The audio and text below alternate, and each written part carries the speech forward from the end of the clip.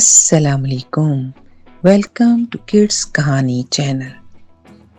علی گھر میں داخل ہوا اور اندر آتے ہی زور سے نعرہ لگایا، دا ونر، آج پھر میں جیت گیا۔ امی نے خوش ہو کر علی کی طرف دیکھا اور پوچھا، کس کھیل میں جیت کر آئے ہو؟ علی نے حیران ہوتے ہوئے الٹا امی سے سوال کر دیا، آپ کو نہیں پتا آج کل ہمارے اسکول میں دوڑ کے مقابلے ہو رہے ہیں، بس میں روزانہ ان مقابلوں میں فرسٹ آ رہا ہوں اور مجھے لگتا ہے کہ اب مجھے کوئی ہرا نہیں سکتا، کیونکہ ان مقابلوں کے لیے میں نے کئی مہینے سے پریکٹس کی ہے۔ ابو نے علی کی باتیں سنی تو مسکرا کر بولے، نہیں علی، جیت ہمیشہ کے لیے نہیں ہوتی، بلکہ یہ تو ہر کسی کی محنت پر منحصر ہوتا ہے۔ جو محنت زیادہ کرتا ہے جیت اس کا مقدر بن جاتی ہے۔ آج تم نے محنت کی ہے، تم جیت رہے ہو، کل کوئی اور کرے گا تو وہ جیت جائے گا۔ علی ہنستے ہوئے بولا، نہیں ابو، اب مجھے کوئی نہیں ہرا سکتا۔ علی کی باتیں سن کر ابو مسکرائے اور ابو کہنے لگے، مجھ سے جیت سکتے ہو؟ علی ہنستے ہوئے بولا، ابو آپ مذاق نہ کریں، آپ اتنا کیسے دوڑ سکتے ہیں؟ ابو بولے، مقابلہ کرتے ہیں، خود ہی پتہ چل جائے گا۔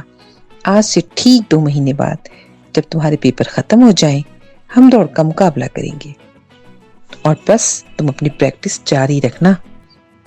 علی ہنستے ہوئے بولا، ابو آپ سے مقابلے کے لیے تو اتنی بھی پریکٹس کی ضرورت نہیں ہے۔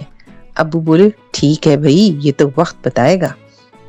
علی کے جانے کے بعد ابو سوچنے لگے، علی کے تکبر کو توڑنا بہت ضروری ہے اور اس کے لیے اب تو بھاگنے کی پریکٹس شروع کرتے ہیں۔ کب سے سوچ رہا تھا کہ خوب زیادہ رننگ کروں تاکہ میرا پیٹ کم ہو جائے، اب اس بہانے میرا یہ کام بھی ہو جائے گا اور علی کے تکبر کو توڑتے ہیں تاکہ کل کو یہ تکبر اس کی عادت نہ بن جائے۔ دن گزرتے گئے، ابو باقاعدگی سے رننگ کے لیے جاتے، جبکہ علی کبھی جاتا اور کبھی نہیں جاتا تھا۔ اسے اپنی فٹنس پر بہت یقین تھا اور وہ یہ جانتا تھا کہ جیت تو میری ہی ہوگی۔ 1 مہینہ گزر چکا تھا، ابو بڑے خوش تھے، ان کی محنت رنگ لا رہی تھی اور ان کا پیٹ پہلے سے کافی کم ہو چکا تھا۔ علی ابو کی بات کو ابھی تک سیریس نہیں لے رہا تھا اور وہ سمجھتا تھا آخرکار ابو تھک جائیں گے اور میں جیت جاؤں گا۔ مگر علی کی حیرانی کی انتہا نہیں رہی جب ابو نے علی سے پوچھا، علی 2 مہینے پورے ہو گئے ہیں، کس دن مقابلہ رکھنا ہے؟ علی ہنس کر بولا، ابو جان آپ جب چاہیں مقابلہ رکھ لیں۔ امی کے مشورے سے ہفتے کا دن طے ہوا اور ریفری بھی امی کو ہی بننا پڑا۔ مقابلہ شروع ہوا تو ابو نے شروع سے ہی تیز تیز بھاگنا شروع کر دیا، جبکہ علی اپنی سمجھداری کے تحت ہلکے ہلکے بھاگ رہا تھا کہ آخر میں اپنی رفتار تیز کروں گا، مگر اس کا اندازہ غلط ہو گیا۔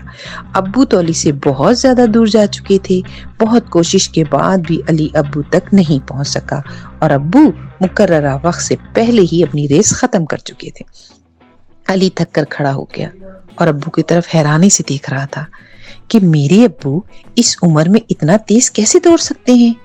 ابو نے علی کے کندھے پر ہاتھ رکھا اور مسکراتے ہوئے بولے، کیوں بھائی، اب آیا ہوں پہاڑ کے نیچے۔ ہم خود کو کتنا ہی بلند سمجھ لیں، مگر ہماری بلندی اور طاقت کا پتہ جب چلتا ہے جب کوئی ہم سے زیادہ بلند اور طاقتور ہمارے سامنے آتا ہے۔ اس لیے ہمیشہ کامیابی میں عاجزی اختیار کرو، کیونکہ علم کی پہچان عاجزی ہے اور جاہل کی پہچان تکبر ہے۔ کیوں بھائی، کیسی لگی آج کی کہانی؟ امید اچھی لگی ہوگی۔ ملتے ہیں اگلی کہانی میں، لائک، کمنٹ اور شیئر کرنا نہ بھولیے گا۔ اللہ حافظ۔